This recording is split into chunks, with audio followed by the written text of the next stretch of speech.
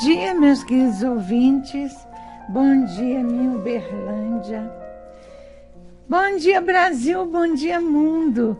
Para a preparação da nossa prece, eu trouxe do livro que eu recebi por psicofonia, As Flores Também Florescem no Inverno. E os direitos autorais são concedidos ao núcleo, como todos os meus livros, em benefício das crianças do solar e das nossas obras assistenciais. Ao comprar um livro dos nossos amados mentores, vocês estão levando luz para suas casas e estão ajudando as nossas crianças. Caridade, luz com luz, que lindo, né? Então, as flores também florescem no inverno. Vocês podem adquirir no Núcleo Servos Maria de Nazaré. Hoje eu trouxe para preparação aquele instante que antecede a nossa prece. Limpar a nossa alma, preparar o nosso espírito para recebermos a visita desses amados mentores espirituais. Nos colocarmos realmente naquele, como se diz, quando alguém tem uma enfermidade grave, o pré-operatório, o pré-terapia bioenergética, que é nos prepararmos de corpo e alma para a rogativa que faremos depois a Jesus, a Maria, e quando os lares de vocês estarão prontos para receber a visita dos nossos amados emissários da luz. Nossa cotovia triste, que é pseudônimo adotado pela poetisa, Deus separou um sábio entre todos os sábios e deixou 2 anjos a nivelar os passos, a bondade e a vontade. Eram 2 anjos tutelares que o acompanhariam pela vida fora. E Deus ficou aguardando como faria e como seria a vida desse sábio. Caminhando na terra, ele encontrou a beleza nas formas mais singelas e se deixou envolver por ela. Teve quedas, teve sofrimentos, chorou de tristeza, de paixão e foi perdendo um pedacinho do chão. Depois esse mesmo sábio se deparou com a inteligência e se deixou envolver por ela. Achou que era o dono de todo saber, que tinha retido todo o conhecimento na fonte de seu cérebro tão iluminado, exercitado, estendido a muitas criaturas que por ele passaram. Mas a inteligência, pouco a pouco, foi se desgastando naquilo que os outros levavam, e ele chorou de decepção, porque não conseguiu ensinar, nem ser ensinado. Ele se encontrou com o poder, e o poder lhe fez sentir-se forte, destemido. Foi caminhando em frente como se fosse dono do mundo, e, no entanto, era escravo. E quanto mais poder tinha nas mãos, mais escravo ele se tornou de todas as criaturas que o cercavam. E ele chorou de decepção. Perdera tantos amigos, perdera tantas oportunidades, e ele viu que lhe faltou um pouquinho de chão.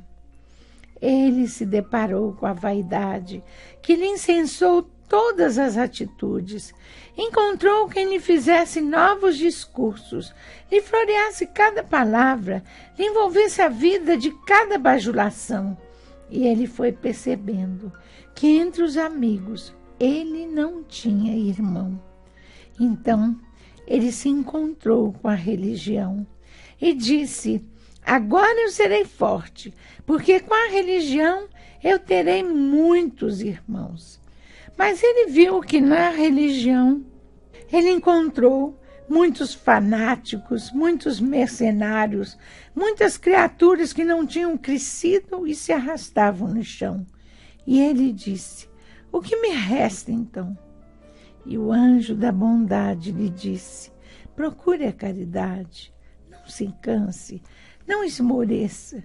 Dentro da caridade você encontrará muitas chances para servir.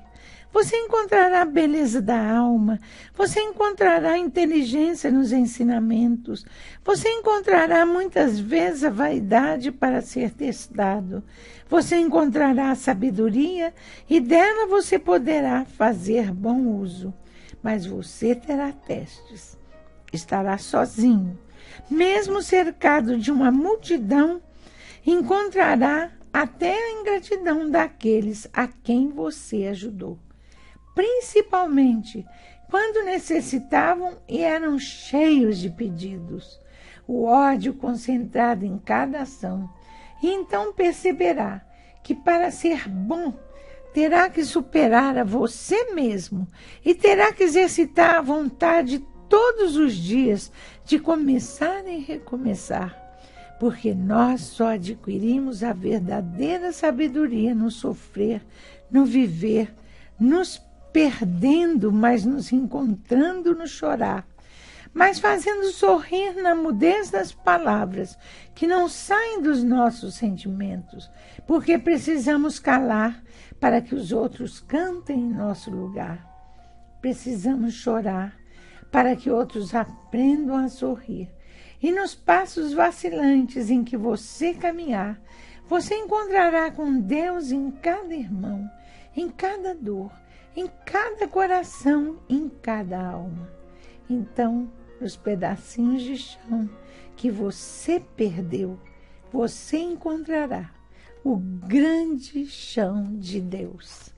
Está essa página no livro As Flores Também Florescem no Inverno, psicofonia minha e de espíritos diversos. Vamos nos preparar agora, colocar a água, colocar o bolo, o pudim, a maionese, as frutas lavadinhas, cobertas com pano branco, o travesseirinho do bebê, a mamadeira, o docinho. Colocar a carteira de trabalho. Sem trabalho, o homem não tem dignidade. É necessário o trabalho. É necessário o alicerce da saúde, da educação. Vamos colocar o nosso currículo, o nome das pessoas que amamos e que partiram, do desencarne, do nascimento, a causa da morte. Aqueles que estão no hospital, o número do quarto, o nome do hospital e da pessoa, para serem localizados.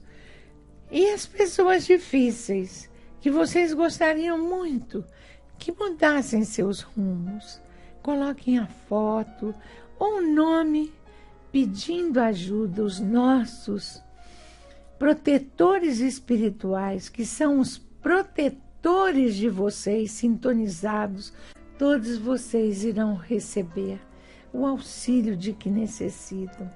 Quantos testemunhos tão belos de conquistas no campo material e espiritual.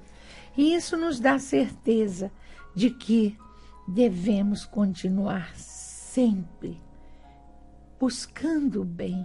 Hoje, após a nossa prece, após a nossa rogativa, eu vou falar sobre a obsessão na casa espírita. Vamos então para a nossa oração. Vamos romper as barreiras da terra e buscar o apoio do céu.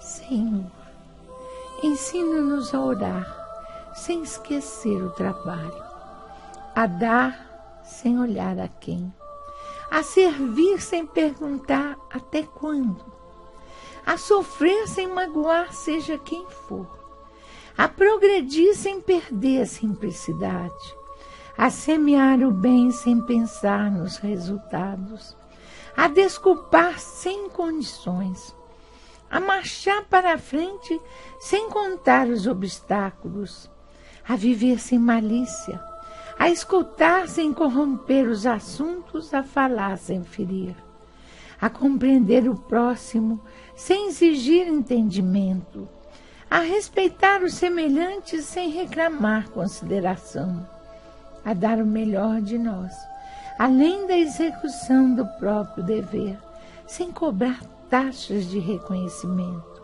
Senhor, fortalece em nós a paciência para com as dificuldades dos outros, assim como precisamos da paciência dos outros para com as nossas dificuldades.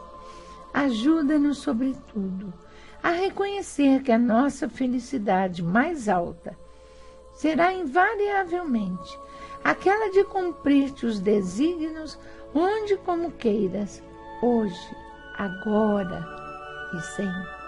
Que Mãe Santíssima e esse Mestre amorável nos ampare.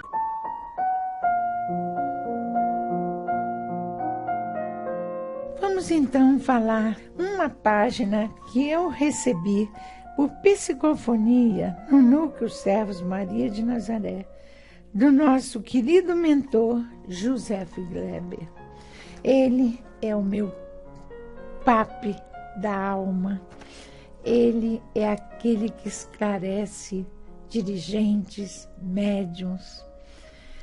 É o grande Espírito da luz, jogando nas trevas de nossas vidas a luz do seu amor. Diz-nos ele: existe uma enfermidade que ataca criaturas aparentemente saudáveis e pessoas enfermas.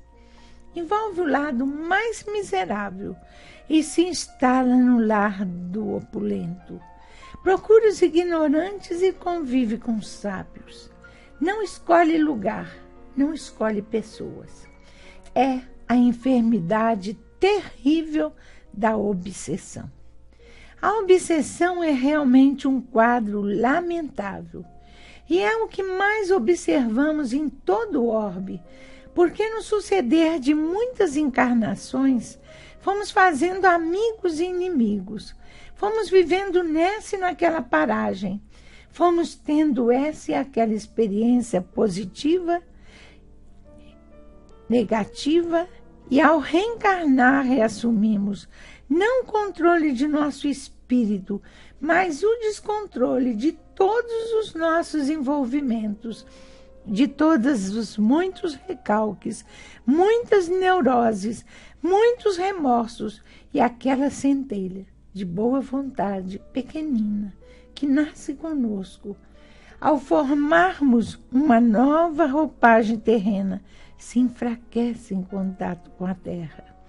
Os nossos bons propósitos de renovação, os nossos acerbos remorsos por termos falido tanto, ficam ofuscados diante dos ouropéis da terra, diante da cintilação das coisas mundanas, das coisas terrenas.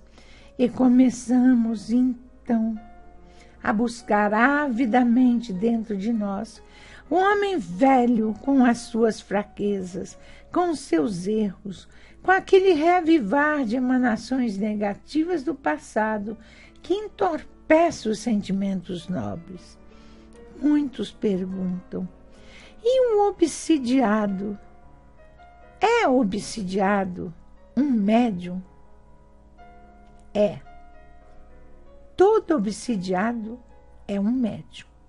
Porém, nem todo obsidiado deve desenvolver as suas faculdades, porque o ser que está enfermo, que está sob uma influência terrível, sob a permanente contato com espíritos vampirizantes de suas forças energéticas, primeiro tem que se tratar, para depois trabalhar.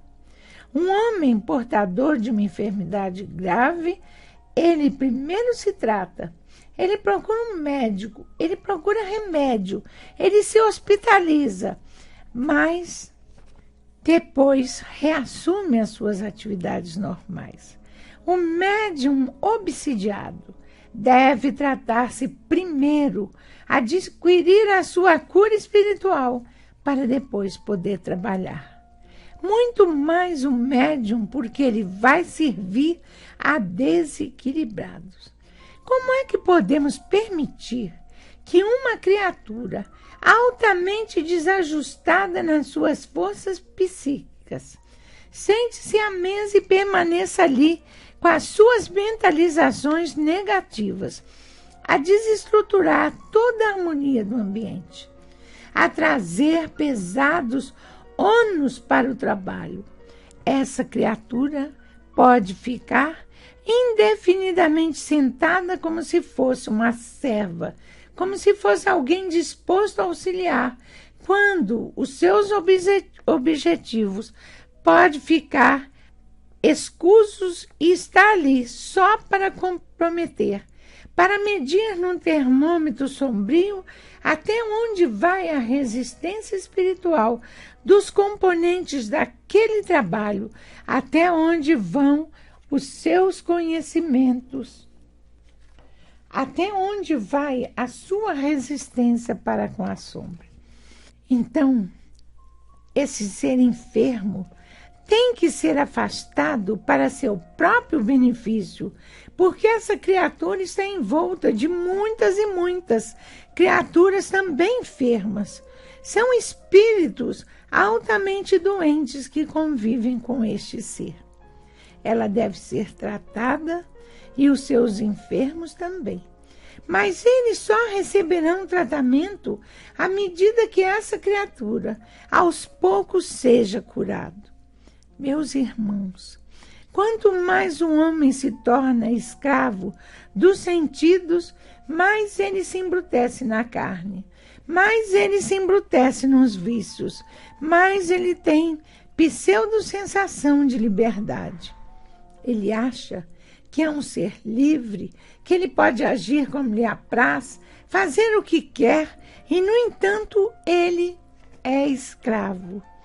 Escravo sem alforria, porque ele permanecerá escravo no plano espiritual, duplamente escravo das experiências amargas que trouxe consigo e das entidades que durante muito tempo conviveram com ele, absorveram as suas emanações e se entorpeceram com os sentidos, com seus desajustes. Essa criatura, que queria ser livre numa sociedade aparentemente livre, contudo, que é mais escrava do que sempre foi, essa criatura, num plano espiritual, vai sofrer duramente as penas que escolheu para si mesmo.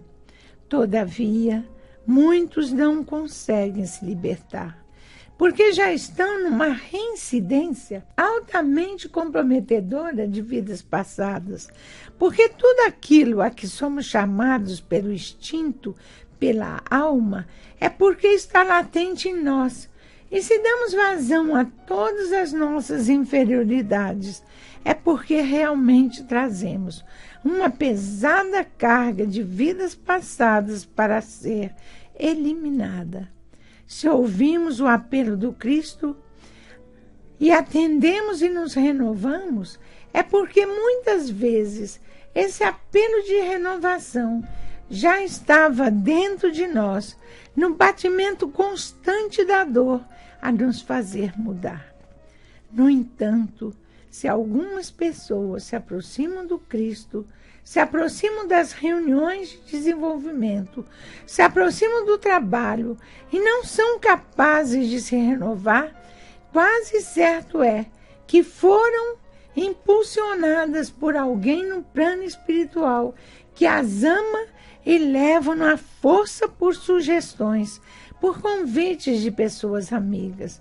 São levadas a esse trabalho, entretanto não conseguem se adaptar às imposições renovadoras desse mesmo trabalho, ou então estão a serviço de entidade altamente inteligente, estão a serviço de chefes de falange que sabem avaliar muito bem a condição espiritual de cada integrante dos trabalhos para lhe levar o escândalo, para lhe levar à corrupção, à queda moral, o vício, à degradação. Por isso temos que ter cuidado. Nem sempre aquele que fala, Senhor, Senhor, está preparado para o reino dos céus. E o Cristo já nos advertiu, observando falanges e falanges que cercam todo e qualquer trabalho, vamos ver que assiduamente eles falam o nome de A, B, C, D. Por quê? Porque aquelas pessoas que são integrantes de determinado trabalho estão sendo visadas e nós podemos perceber os sintomas dessa invasão. Se ocorrem problemas da mesma ordem com uma só pessoa, envolvendo outras tantas pessoas, podemos ter certeza de que ali tem uma pessoa altamente perigosa para o equilíbrio do trabalho. É preciso, então, vigilância, muita prudência e não se dar um momento de desequilíbrio, porque pode ser fatal. Fatal para essa pessoa e pode ser fatal para muitas e muitas outras pessoas que não avaliamos as consequências, porque se às vezes alguém está envolto numa carapaça de luz pela própria situação em que vive, outras pessoas não estão.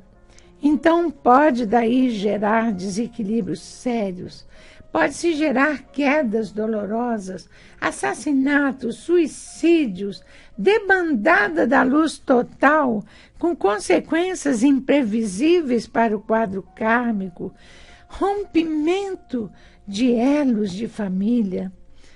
Temos que ser vigilantes, meus irmãos.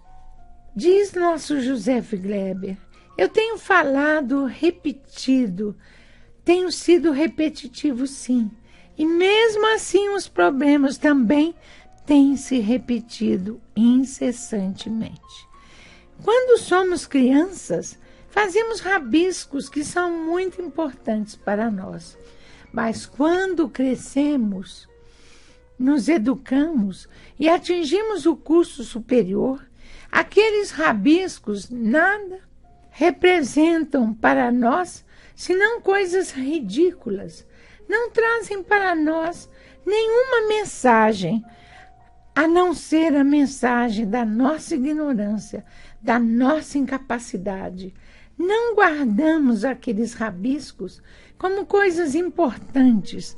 Não tem sentido nenhum mostrarmos aqueles rabiscos para os companheiros sábios que convivem conosco, porque se formos mostrar os nossos garranchos da primeira infância, eles vão rir de nós e dizer, para que serve isso?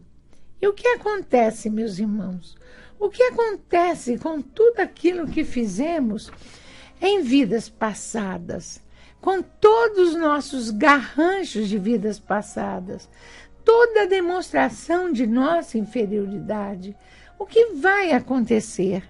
O que vai acontecer, meus irmãos? Vamos ficar com aquilo sem podermos mostrar para os sábios que convivem conosco. Vamos querer esconder aquilo, esquecer. Não é verdade? Já aprendemos coisa muito melhor. Já sabemos coisas muito superiores. Já estamos envoltos em conhecimentos muito melhores. De que vai nos adiantar mostrarmos o que fomos, se podemos mostrar o que somos, o que já conquistamos, o que já defendemos, nossas ideias brilhantes? Por que então vamos continuamente querer buscar no passado que trazemos na alma as nossas inferioridades e mostrar diante dos sábios amigos do plano espiritual, amigos que convivem conosco? Olha o que eu ainda sou. Olha como é que trago ainda inferioridades. As coisas são aparentemente vulgares e sem importância. Podem ter certeza, tudo ligado ao espírito pode estar aparentemente sem importância, porém tem uma importância fundamental. E vocês não desconhecem isso. Cada passo de um cristão é marcado. Cada passo que damos na vida é observado. Cada pensamento que emitimos no silêncio da nossa alma é gritado no éter. Se não são ouvidos pelos que convivem conosco, são ouvidos pelos que convivem no plano espiritual e que não usam um corpo de carne. Temos que ter cuidado, muito cuidado. E quantas vezes é preciso prudência até com companheiros da própria casa espírita. Porque, mesmo dentro da casa espírita, se reúnem muitos enfermos da alma, muitas pessoas que se levantam e caem, muitas pessoas que têm momentos de grande equilíbrio e momentos de desequilíbrio. Pessoas que trabalham, mas que, no entanto, espiritualmente não estão trabalhando. São mãos que servem, não espíritas capazes de renovar outras criaturas. Só podemos renovar os nossos semelhantes quando nós buscamos a renovação dentro de nós mesmos. Portanto, cuidado. Cuidado sempre é o que a espiritualidade nos adverte. Hoje eu tenho um convidado muito especial, Dr. Elias Leite. Dr. Elias, o que o senhor traz hoje para os nossos ouvintes? E, em primeiro lugar, obrigado, meu filho, por atender o pedido dessa mãe torta. Aliás, é mais do que um pedido, é uma intimação, né? A gente tem a obrigação de estar aqui com a senhora, ajudando nesse trabalho e também, né, dando sequência nesse trabalho que a própria lição que o José Gleber acaba de colocar, né, muito importante para todos nós que estamos na seara espírita, que estamos no trabalho, ou que queremos pelo menos estar no trabalho. Então, eu estava dando uma olhada no livro da senhora, Só o Amor Liberta, que também é ditado pelo espírito da Sheila e do José Gleber, que, aliás, diga-se de passagem, tem mensagens aqui maravilhosas. E mensagens que não só são belas pelo valor estético, mas que são extremamente importantes pelo conteúdo de ensinamento que elas nos trazem. E só o título já é uma lição. Só o amor liberta. Exatamente, só o amor liberta. E nós vamos observar que é o único caminho que nós temos para poder sair realmente da condição em que nós estamos, é através do amor, né? Das múltiplas formas como o amor se manifesta. E eu me detive mais especificamente na página 43, onde tem uma lição chamada Aproveitar o Tempo, e numa outra página chamada número 39, que é onde tem uma lição chamada É Preciso Não Cansar Nesta Luta.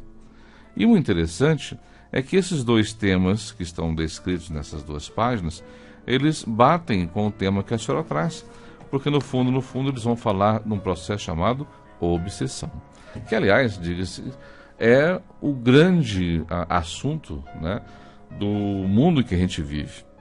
A obsessão tá na raiz de quase todos os problemas que nós vivemos e que nós observamos na sociedade moderna.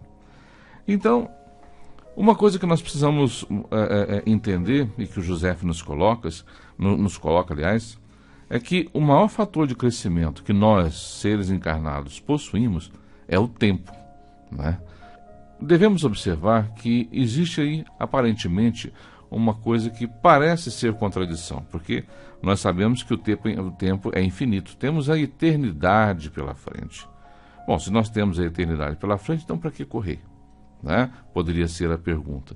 Mas, por outro lado, nós também sabemos que o segundo é precioso.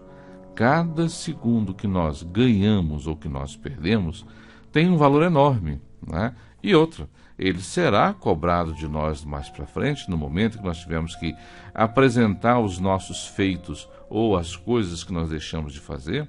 Aquele segundo perdido será cobrado de cada um de nós. E nós vamos perceber que às vezes nós usamos de uma forma que parecia ser interessante, mas que no fundo, não era. Então, o grande fator que nós temos para o nosso crescimento, para o nosso burilamento, é exatamente o tempo. Este é o melhor tempo que nós temos, estamos no melhor lugar, com as melhores pessoas para podermos dar vazão a esta tarefa que nós estamos empenhados nela neste momento. E a senha para que nós consigamos fazer isso, o chamamento para isso aí, não é outro senão o trabalho. E trabalho é amor, que volta ao tema do livro, só o amor liberta. Se nós não enchermos as nossas mãos de trabalho, se nós não enchermos os nossos braços de trabalho, de labor cristão, nós não vamos sair do lugar. Aí sim estaremos perdendo tempo, né? Para que nós ganhemos o tempo, é preciso então que nós coloquemos a mão no trabalho, que nós vamos nos empenhando cada vez mais no sentido de produzirmos algo. Ficar sentado na frente da televisão, olhando cenas maravilhosas de um filme, de uma novela, de um noticiário, é interessante? É necessário? Claro que é. Mas ficarmos por longo tempo nessa condição, estaremos sim perdendo tempo, deixando de fazer alguma coisa para alguém, né? Então, aproveitar o tempo com o trabalho é uma coisa interessante porque nós ganhamos duplamente. Por que duplamente? Porque nós ganhamos o tempo que nós deixamos de perder, porque nós estamos aproveitando da melhor forma, e ganhamos em termos de evolução espiritual, né? Nós vamos estar crescendo espiritualmente, e quanto mais nós crescemos espiritualmente, mais condição de trabalho nós temos. Quem tem mais condição de trabalho? O homem maduro ou a criança recém-nascida? Claro que é um homem maduro, porque ele foi aprendendo a trabalhar o tempo, a manusear esse tempo ao longo da sua vida. O recém-nascido ainda não aprendeu isso. Então, nós vamos ganhando desta forma, aproveitando de uma forma adequada, de uma forma cristã o nosso tempo, nós estaremos ganhando desse jeito. E veja uma coisa, é muito comum nós percebemos as pessoas dizer que não tem tempo, eu não faço isso porque eu não tenho tempo, eu faço aquilo porque eu não tenho tempo, eu não faço aquilo outro, assim por exemplo. Eu não vou na casa religiosa, seja qual religião for, porque eu não tenho tempo para isso. Eu não faço um exercício porque eu não tenho tempo para isso. Eu não faço até mesmo uma caridade porque eu não tenho tempo para isso, né? O que está por trás disso aí? Vamos entender o que está por trás. O que está por trás é uma bela de uma desculpa. Como diz no popular, esfarrapada, mas né? Porque quando nós não queremos fazer algo, nós jogamos a culpa no tempo. Nós não temos tempo para isso, né? E, claro, como eu disse agora há pouco, se vai nos ser cobrado esse tempo, nós vamos sim lamentar muito o tempo perdido. Lá na frente nós vamos encontrar essa conta pela frente, que nós teremos que dar conta dela, vamos dizer assim, né? Todos nós temos muito tempo. O que não sabemos é como usá-lo de uma forma cristã. Temos que aprender isso. Temos que aprender a usar o nosso tempo em favor do nosso irmão, daquele que está ao nosso lado, ou daquele que nós sabemos que mesmo não estando fisicamente ao nosso lado, mas está logo ali, ao alcance do pensamento, e que pode ser brindado com um pensamento positivo, pode ser brindado com uma prece, pode ser brindado com uma lembrança e assim por diante. E aí eu pergunto, quanto tempo demora, quanto tempo nós despendemos para poder fazer um pensamento positivo para alguém? Você que está aí do outro lado me escutando, responda para você essa questão. Quanto tempo você gasta para fazer um pensamento bom para uma pessoa que você gosta ou para uma pessoa que você não vê há quanto tempo? 30 segundos, 1 minuto, 1 hora, 1 dia? Né? Nós vamos perceber que não, muito pelo contrário. Alguns milésimos de segundo são suficientes para você ter a imagem daquela pessoa na sua frente, para você mentalizar aquela pessoa, para você visualizar e enviar para ela um pensamento legal, um pensamento bom, né? Um pedido de alguma coisa positiva para aquela pessoa. Então, se isso demora, digamos, milésimos de segundo, né? Por que nós não temos tempo?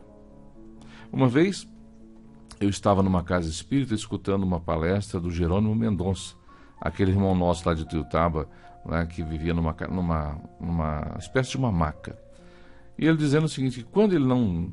ele terminava as tarefas dele, né, que ele ia para o momento de descanso, ele ia fazer prece para aquelas pessoas que ele sabia que precisavam de uma ajuda, ou mesmo se ele não sabia o nome de uma pessoa, ele fazia uma prece para as pessoas que estavam no hospital, num asilo, num presídio, num orfanato, independente de saber quem são.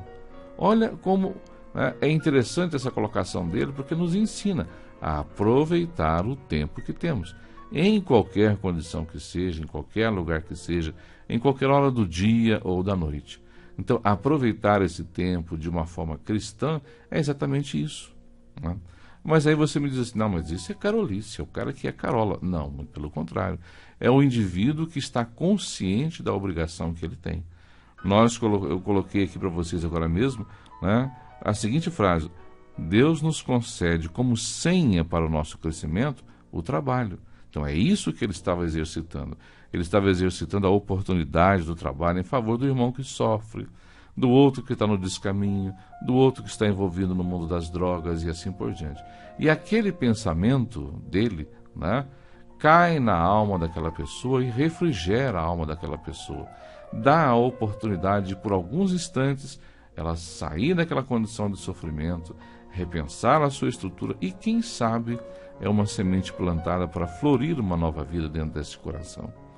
Então assim nós estaremos aproveitando o nosso tempo.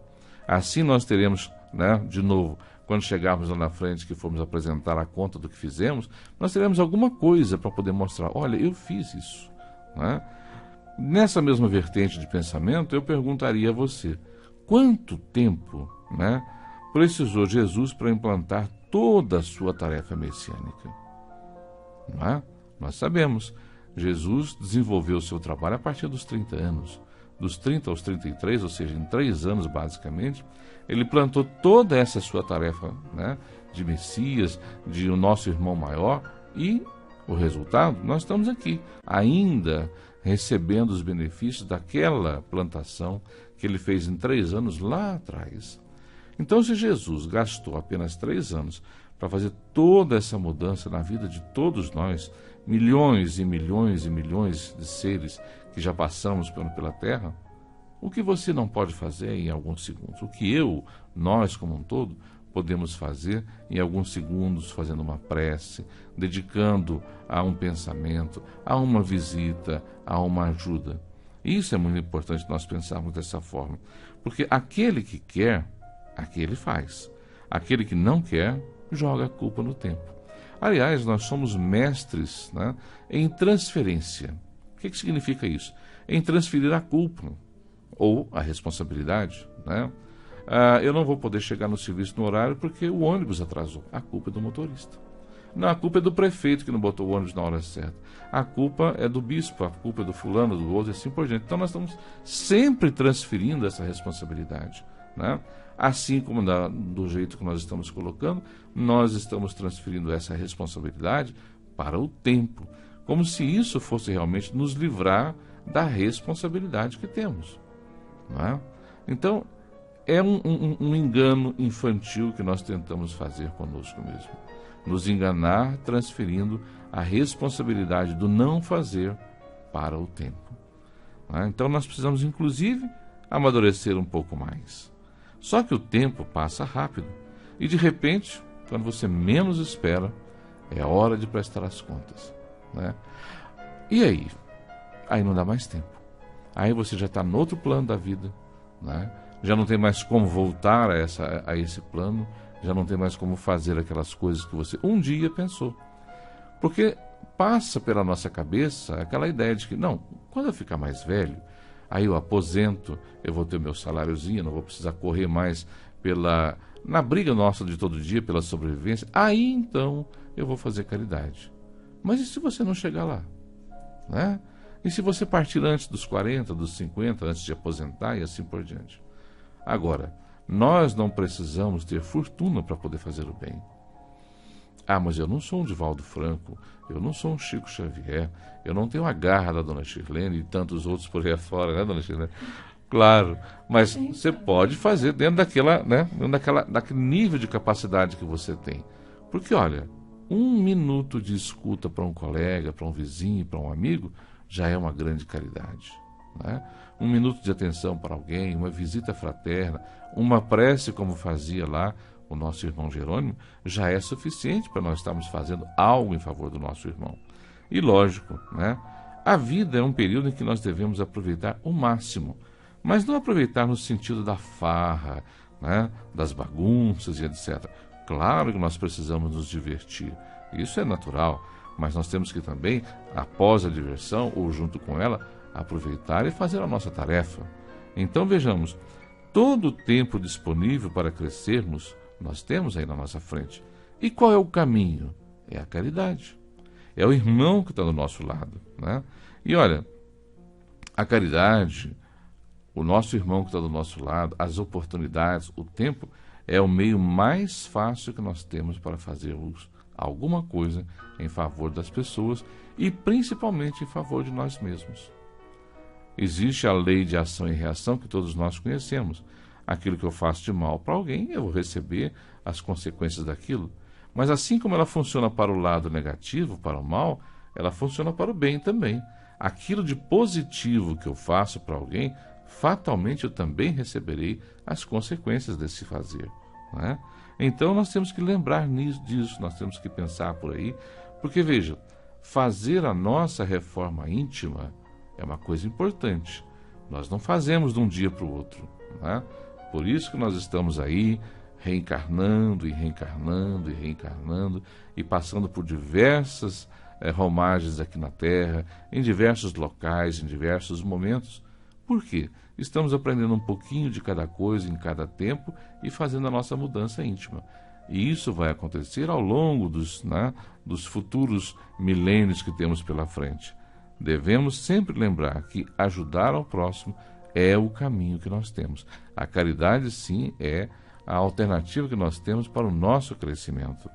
E, para isso, é preciso que nós aprendamos, né, a nos solidarizar com o próximo, a ver o nosso irmão com um olhar diferente, a sentir a dor do próximo. Como sentir a dor do próximo? No momento em que eu começo a experimentar a possibilidade de entender como ele está sofrendo naquele instante, né? Se fosse comigo, como que seria essa dor? O que eu posso fazer para minimizá-la, para ajudá-lo, né? Para poder fazer com que ele tenha uma condição um pouco melhor? Lógico que sofrer por ele eu não posso. A dor é dele, a prova é dele, mas eu posso ajudá-lo a passar por ela de uma forma mais amena, mais tranquila. Esse é o nosso papel, né? Então, só que para isso nós não precisamos ser portadores de grande cultura, de grande riqueza, né? Termos palavras lindas na boca, sempre à disposição. Não. Basta termos palavras de esperança, palavras de fé, de alegria, de consolo, de renovação. Porque assim nós vamos estar sensibilizando aquele coração a pensar de uma forma diferente. Depois, quando nós saímos, ele vai repensar na sua história, na sua vida, nos seus erros e nos seus acertos. E é assim, desse repensar no que nós fizemos de certo e no que nós fizemos de errado, é que nós vamos tirar um novo caminho, uma nova forma de pensar. E estaremos, então, fazendo a nossa reforma íntima. E desse instante em diante, seremos sim um ser diferente, né? Ligeiramente melhor do que no momento anterior. E de pequenas mudanças em pequenas mudanças, um dia nós chegaremos lá na frente, né? Temos que ouvir do nosso irmão como que ele sente, como que ele percebe a sua dor, para nós podermos fazer a intervenção na hora certa, mas principalmente com muito amor. Nada de aproveitar que o outro já está caído e a gente pisa em cima, né? Tá vendo? Eu te avisei, você não devia ter feito isso. Você foi isso, você foi aquilo. Não, não é? Nós temos que apoiá-lo, mostrar para ele que o erro aconteceu, não é? E que agora, o que nós temos que fazer? Ajudá-lo a levantar, ajudá-lo a caminhar, e não voltar e ficar massacrando o erro novamente, né? Podemos auxiliar, sim, de muitas e muitas formas, dentro lá do nosso lar, no nosso dia a dia, né? Podemos auxiliar com as nossas mãos trabalhando na comunidade, na casa espírita que nós participamos ou na religião que nós participamos, né? Podemos ajudar com os olhos, olhando para as pessoas e pelas pessoas com um olhar fraterno, não com um olhar inquisidor, um olhar malicioso, né? Um olhar sedutor. Não, não é por aí. Nós precisamos então levar para essas pessoas, pelo nosso gestual, pela nossa comunicação não verbal, formas de ajuda e não formas de recriminação. Quantas e quantas vezes nós assistimos, todos vocês sabem disso, passando pela rua, você vê uma pessoa sentada com uma criança pedindo, as pessoas olham com aquele olhar de questionamento. Por que não vai trabalhar? Você daria emprego para ela? Você levaria essa pessoa para dentro da sua casa para trabalhar com você? Né? Talvez uns sim, outros não. O que levou aquela pessoa àquela condição? Né? Ao invés de questionarmos isso, vamos ajudar. Né? Vamos tentar resgatar essa pessoa da condição em que ela está. Então, a nossa comunicação não verbal, o nosso jeito de olhar, de falar, de tocar, de abraçar a pessoa, diz muito daquilo que nós queremos, ou daquilo que nós podemos estar fazendo para com ela. Né? Nós podemos ajudar consertando uma roupa, amparando um velho, fazendo uma visita no hospital. Mas eu não tenho ninguém hospitalizado. Não tem importância. Né? Quantas e quantas pessoas estão aqui, vamos citar o exemplo do Hospital Escola de Medicina, estão lá largados. A família trouxe, instalou no hospital e sumiu. E aí no dia de visita, aquele paciente fica com o olhar comprido pelo corredor, à espera de uma viva alma que venha no sentido do quarto dele, e não aparece ninguém. Imagina você aí. Qual será o sentimento que esse indivíduo sente? Ao ver terminado o momento de visita, ontem, hoje, amanhã e todo dia, e ninguém vem visitá-lo. E ele sabe que tem parentes. Ele sabe que tem filhos, irmãos, primos, pais e assim por diante. Quantas e quantas pessoas são largadas nos hospitais, nos sanatórios, nos asilos, e a família simplesmente desaparece. Nós podemos ir lá fazer uma visita para essa pessoa. Podemos ir lá conversar com ela 10 minutinhos. Podemos ir lá ler um trecho para ela de alguma coisa interessante. Então, esta possibilidade é uma possibilidade de trabalho que você pode fazer segunda, terça, quarta, quinta, no domingo, à noite, de manhã, de tarde, em qualquer momento, ao final do seu expediente de trabalho. Né? Que tal, ao invés de uma sexta-feira por mês, ao invés de você sair do serviço e ir para o barzinho tomar uma ou outras, né, com um espetinho, etc., você ir lá no asilo, tirar 10 minutos do seu tempo para conversar com aquele velhinho, para conversar com aquela criança, né, para fazer uma visita no hospital. Não é uma forma de ajudar? Temos que pensar por aí. Porque ficarmos ociosos, indiferentes, orgulhosos, cheios de preconceito, né, claro que isso não vai contribuir. Com isso, jamais nós iremos encontrar o caminho que nos leva à luz ou que nos leva à renovação. O mais interessante é que, na medida que nós vamos praticando isso, né, nós vamos incorporando isso como um hábito ao nosso dia a dia. Eu vou hoje, e depois eu volto na outra semana, e de repente aquela atitude passa a fazer parte do nosso dia a dia, como quase que se fosse uma questão automática. Ou seja, aprendemos. Porque quando isso faz parte do nosso automático, nós concretizamos a aprendizagem. Aprendemos a fazer uma caridade. Aprendemos a aproveitar o tempo de uma forma saudável, de uma forma cristã. Né? E veja, isso faz parte da luta que nós estamos empreendendo há milhares e milhares de anos. Esta luta pelo autoburilamento tem milênios que nós estamos perseguindo. E como as pedras que rolam no rio, a cada pancada da vida que nós vamos levando, nós vamos alisando as nossas arestas, nós vamos lapidando as nossas últimas facetas de espíritos maus, de espíritos atrasados, de espíritos ainda bastante impuros como nós somos. E só assim nós vamos ter oportunidade e condição de chegar lá, de chegar mais à frente. Sabemos, é claro, que somente a nossa persistência no bem, na caridade, irá nos conduzir ao aperfeiçoamento, né? Que é a questão que todos nós buscamos. Quando Jesus disse que a felicidade não é desse mundo, é mais ou menos isso que ele está querendo nos mostrar. A felicidade existe? Lógico que existe. Está ao alcance da mão? Sim, está. Agora, como que eu vou adquiri-la? Como que eu vou chegar até ela? Através do trabalho, através da renovação, da mudança de todo dia, das pequenas mudanças que eu faço a cada momento da minha vida. Lógico que ao nascer, nós chegamos aqui no planeta de um jeito e precisamos sair desse planeta bem melhores do que chegamos. Infelizmente acontece às vezes de sairmos pior do que chegamos, mas nós temos que lutar no sentido de buscarmos sair daqui numa condição muito melhor, muito superior àquela que nós chegamos aqui um dia. E esse burilamento, ele se faz de pouco em pouco.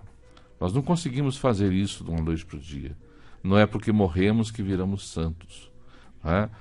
Muita gente, aliás, até pensa assim, né, dona Shirlene? Mas infelizmente não é desse jeito. Às vezes, né, para poder conseguir melhorar um pouco, nós temos que trabalhar, suar a camisa, deixar cair na terra seca o suor de todo dia, né? Feito como? De pequenas atitudes, de pequenas ações. Essa é a nossa reforma íntima, que é lenta, mas que deve ser constante. Deve ser persistente, né? Precisamos de forçar a nós mesmos para aprendermos a termos disciplina para continuarmos na estrada do Cristo. A estrada do Cristo, né, se diz que ela tem a porta estreita e não a porta larga como a outra estrada. Exatamente por isso, porque nós temos que instalar no nosso coração a disciplina, o método, né, a persistência de todo santo dia. Estamos ali, burilando o nosso espírito. Quando paramos, quando cruzamos os braços, às vezes nos envaidecemos daquilo que achamos que conquistamos. É um grande erro. Aí vem o lodo da vaidade, do orgulho e, fatalmente, a obsessão. Aquela obsessão que a dona Shirlene falou agora há pouco, né? Só que, veja, ela não só vem no global, na casa, no conjunto das pessoas, dentro das organizações, das comunidades, das casas religiosas, da casa espírita, como foi levantado, mas ela vem no individual.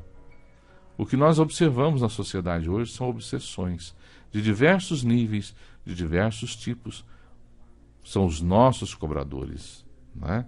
E isso, eles estão ali a nos acompanhar, esperando a oportunidade de chegarem até nós e começar todo um processo de imantação e de derrubada daquilo que nós estamos tentando criar dentro de nós, que é uma mudança.